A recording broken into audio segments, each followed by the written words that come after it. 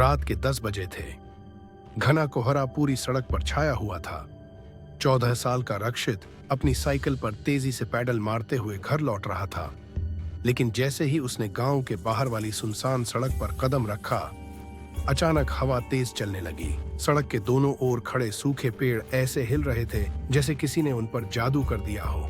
रक्षित ने बचपन से ही इस सड़क के बारे में कई डरावनी कहानियां सुनी थीं।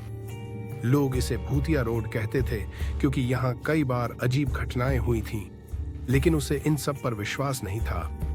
आज वह खुद इस रास्ते से गुजर रहा था और उसके मन में हल्की सी घबराहट थी।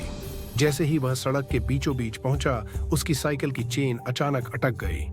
उसने झुककर चेन को ठीक करने की कोशिश की, तभी उसे लगा कि कोई उसके पीछे खड़ा है। उसने तेजी से मुड़कर देखा, लेकिन वहां कोई नहीं था। सिर्फ हल्की धुंध और हिलते हुए पेड़ दिखाई दे रहे थे। रक्षित का दिल तेजी से धड़कने लगा। उसने जल्दी से साइकिल उठाई और पैदल ही आगे बढ़ने लगा। तभी उसे किसी के पैरों की आहट सुनाई दी। आवाज उसके बहुत करीब थी, जैसे कोई उसके साथ साथ चल रहा हो। उसने हिम्मत जुटाकर चारों ओर देखा, लेकिन दूर दूर तक कोई नहीं था। अचानक कृषि के कस्से लपटका तो सतचाक उसे सड़क के किनारे एक बूढ़ी औरत बैठी दिखी।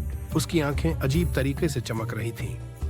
रक्षित ने डरते डरते पूछा, आप यहाँ इस वक्त क्या कर रही हैं? औरत ने धीमी आवाज में कहा, बेटा, मुझे इस सड़क से बाहर निकलने का रास्ता नहीं मिल रहा, क्या तुम मेरी मदद करोगे? उसकी आवाज में अजीब सी ठंडक थी। रक्षित को अजीब लगा, लेकिन उसने हिम्मत कर पूछ लिया, आप कहाँ जाना चाहती हैं? औरत मुस्कुराई और धीरे धीरे उठ खड़ी हुई। तभी उसके पैरों के नीचे से धुआं निकलने लगा। रक्षित की आंखें डर से चौड़ी हो गईं। औरत की परछाई सड़क पर नहीं पड़ रही थी। अब उसे समझ आ चुका था, ये कोई आम इंसान नहीं, बल्कि वही रहस्यमयी आत्मा थी जिसके बारे में गांव वाले बात करते थे। रक्षित के पैर जैसे जड़ हो गए। वह अपनी पूरी ताकत से साइकिल लेकर भागने लगा। उसकी सांसें तेज हो गईं, लेकिन वह पीछे मुड़कर देखने की हिम्मत नहीं कर पाया।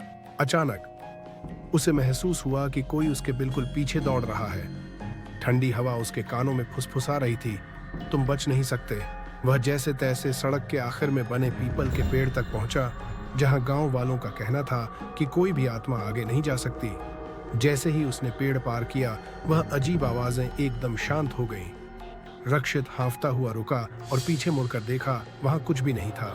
न कोई औरत, न कोई आवाज, बस घना कोहरा और सन्नाटा। अगले दिन गांव के बुजुर्गों ने उसे बताया कि कई साल पहले एक बूढ़ी औरत इसी सड़क पर भटक गई थी और एक तेज रफ्तार गाड़ी ने उसे कुचल दिया था। तब से हर रात उसकी आत्मा वहां रास्ता पूछने के लिए किसी न किसी को रोकती थी। जो उसकी मदद करने की कोशिश करता, वह कभी वापस नहीं आता।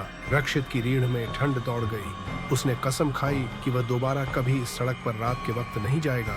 और उस दिन के बाद जब भी रात होती, वह खिड़की से बाहर देखता तो उसे दूर कोहरे में वही चमकती आंखें दिखाई देती, जैसे वह औरत अभी भी किसी की राह देख रही हो।